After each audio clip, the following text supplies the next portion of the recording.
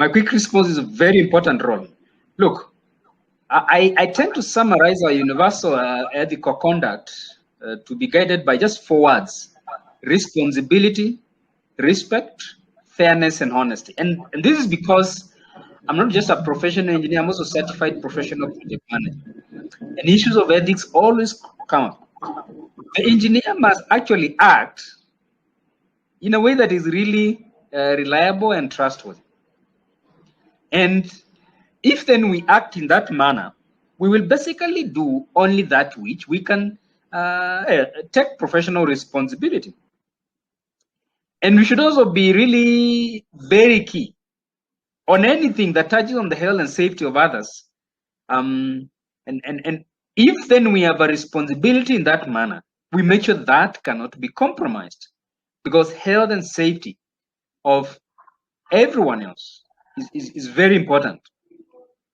Now, this then comes into mind that we also need to consider hazards that come up. And in the building industry, what will be the hazards? People are collapsing. Do we provide guidelines for example, how high you can work? And you must have a platform that is protected so that you don't fall. Because like a building code, the guideline is that beyond 2 meters high, you must provide a railing. If you are building, you are standing above 2 meters high, for example. And so we take a responsibility to make sure everyone is safe, for example. Besides making sure that everything that we do is actually lawful and justified. Because really, why should we collude with whoever, contractors or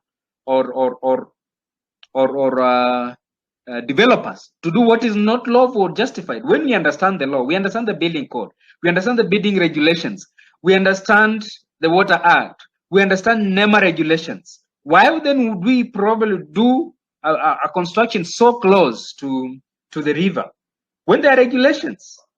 There are regulations even on how we can build near airports and stuff like that. And I know a building like one which collapsed in Huruma was so close to the river, embankment, so that the water in the river can compromise the foundations. And so then besides us, in our design, do we act with accuracy? And do we make sure that we test and retest our designs? I'm one person who don't like it when I'm rushed by the architect, for example, to produce a design. And I think I can also go quiet if really you rush me too much, because really accuracy is like daily recipe for structural engineer.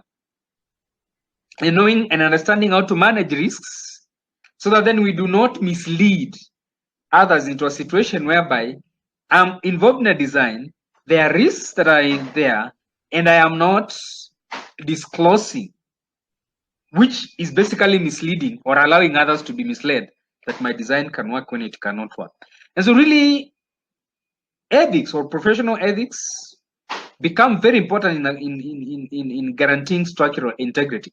Because really, when you are certified as a professional, it is assumed that what you produce is going to be safe for the public, and safety is not just to you, it should be verifiable. And that is why in our code of ethics, you also realize that it is emphasized that we must be objective and truthful in every statement we make, especially when you're in our professional capacity. And when you're not sure, the safest thing is to say you're not sure.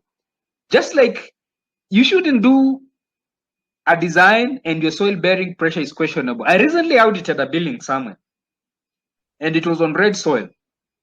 When I looked at designs done a couple of years ago, they were saying the design soil bearing pressure was 300 kilonewton per square meters. And red soil, normally it will be a range of between 100, even 80 to 150 or somewhere there. So for you to be safe, you really need to be sure when you're recommending the soil bearing pressure.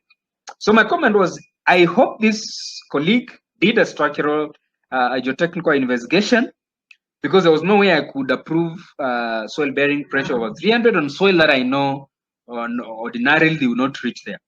So then we must be objective and truthful in our statement that we make in a professional capacity. And that's why the professional code of ethics for engineers becomes very important in our conduct as structural engineers. And that touches on even the areas that a senior colleague has mentioned, doing only what you're qualified to do. Thanks, Engineer.